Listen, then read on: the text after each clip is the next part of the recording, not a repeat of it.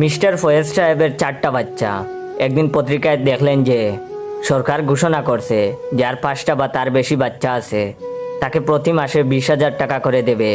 ফয়েজ সাহেব তখন খুশিতে গদগদ হয়ে তার বউকে খবরটা দেখালেন।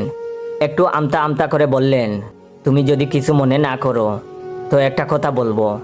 তখন তার বউ বলল, বলো। কিছু মনে করব না। তখন মিস্টার ফয়েজ বললেন, দেখো, তোমাকে বিয়ে করার আগে আমি আরেকটা বিয়ে করেছিলাম, সেটা ছিল পালিয়ে কাউকে না জানিয়ে।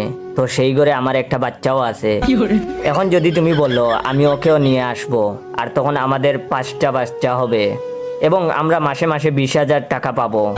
তখন ওনার বউ অবাক হলেও মোটেও রাগ করলেন না। তখন ওনার বউ বললেন, যাও নিয়ে এসো সুযোগ সময় মতো। তো বাচ্চা নিয়ে ফিরে এসে মিস্টার ফয়েজ দেখলো তার ঘরের 2টো বাচ্চা গায়েব। তখন ফয়েজ বউকে জিজ্ঞাসা করলো, ব্যাপার কি? তখন তার বউ বলল, যার বাচ্চা সে নিয়ে গেছে। খবরের কাগজ কি তুমি একাই পড়ছো? আমাদের 4টা বাচ্চার মধ্যে 2টা বাচ্চা তোমার না। না রে, কালকে সকালে আবার আমার কারখানায় যেতে হবে। আমি বললাম, ভাই কারখানার মালিককে বলে কি আমার জন্য কিছু টাকা দেওয়া যায় না? কামাল ভাই বলল, কে তোকে এই সময় টাকা দিবে বল? আমি বললাম, আচ্ছা ভাই যাও। তারপর কামাল ভাই চলে গেল আর আমি আবার একা। খুব পিপাসা পেয়েছে, সাথে ক্ষুধাও লেগেছে। সেই সকাল থেকে কারখানায় কাজ করছি, কিছুই পেটে পড়েনি। তারপর দেখলাম আমার পাশে টেবিলে রাখা পানির বোতল। তারপর যেই না নিতে হাত বাড়িয়েছি, সাথে সাথে হাত দুটো ব্যথা করছে, সাথে সাথে পিপাসায় যেন মারা যাচ্ছি। কিন্তু কেউ একটু পানি এগিয়ে মুখের সামনে ধরার নেই। আজ আমার এই দুনিয়ায় কেউ নেই। শেষ পর্যন্ত কেঁদেই দিলাম। তখনই মিম সেখানে চলে আসে আর আমাকে দেখে বলতে থাকে, এ কি, আপনি এভাবে কাঁদছেন কেন?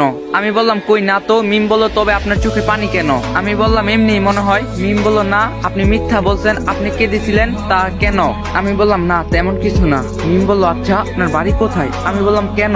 মিম বলল, আপনার বাবা মাকে জানানো লাগবে আপনার এই অবস্থা। আমি বললাম, আমি বলেছি না যে এই বিষয়ে আমাকে কিছু বলবেন না। মিম বলল, আচ্ছা বেশ, তা আপনার খেয়াল কে রাখবে? পরে আমি বললাম, যার কেউ নেই তার তো আল্লাহ আছে, তাই না? মিম বলল, তবুও। পরে আমি বললাম, আমি জানি না। মিম বলল, তা আপনি তো বললেন না আপনার বাবা মা কেন আপনাকে ত্যায্য পুত্র করছে? পরে আমি বলি, তা কি আপনার জানা খুব দরকার? মিম বলল, যদি ভাবেন তাই। আমি বললাম, আমি কিছু বলতে চাই না। মিম বলল, আচ্ছা তাহলে আপনি এভাবেই থাকেন। আমি বললাম, মিম বলল, তা আপনার সেই লোকটা কোথায়? আমি বললাম, সে চলে গেছে। মিম বলল, কি বলেন? এমন ভাবে কেউ কাউকে একা রেখে চলে যায়? আমি বললাম, তারও তো পরিবার আছে, আমার না থাকলে। মিম বলল, আচ্ছা আপনি কি চান? আপনি কি জানেন আপনার হাতের কি অবস্থা এখন? আমি বললাম, আমি জানি না, যা আছে কপালে তাই হবে। মিম বলল, কেন? আপনার বাবা মা পরিবার কেউকে দেখতে আপনার ইচ্ছা করে না? আমি বললাম, জানি না। তখনই একজন নার্স এসে বলল, এনার অপারেশনের মোট বিল হয়েছে 1 লাখ টাকা। আমি বললাম, কি বলেন, এত টাকা আমি কোথায় পাবো? মিম বলল, তাহলে এখন আপনি কি করবেন?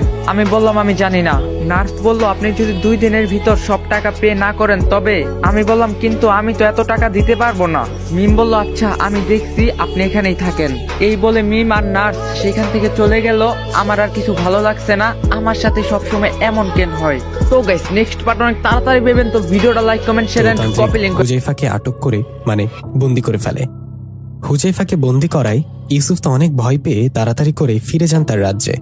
ইউসুফ তার রাজ্যে ফিরে তার মা বাবাকে বিষয়টা জানান। ইউসুফের মুখে কথাটা শুনে বাবা বলেন, হাই হাই, তুই এই কি করেছিস বাবা? হুজাইফা জিন সর্দারের মেয়ে, এখন কি হবে? হুজাইফা তান্ত্রিকের কাছে বন্দি এই খবরটা ভয় ভয় ইউসুফের বাবা হুজাইফার বাবাকে জানান।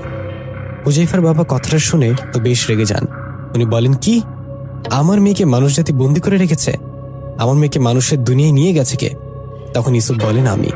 ইউসুফের কথায় হুজাইফার বাবা বলেন, তোমাকে কে বলেছে আমার মেয়েকে নিয়ে যেতে? তোমার কঠিন বিচার হবে, তার আগে আমার মেয়েকে মুক্ত করতে হবে। কথাটা বলে কয়েকজন জিন সৈন্যকে নিয়ে হুজাইফার বাবা তখনই চলে যান সেই তান্ত্রিকের কাছে।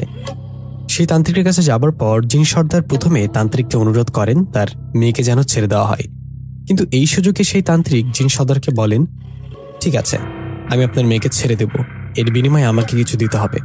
আপনি আমাকে 1 কলস সোনার মোহর দেন, না হলে আপনার মেয়েকে আমি মুক্ত করব না। লোভী তান্ত্রিকের কথা শুনে জিন সর্দার বলেন, আপনি জানেন আপনি কার সাথে কথা বলছেন?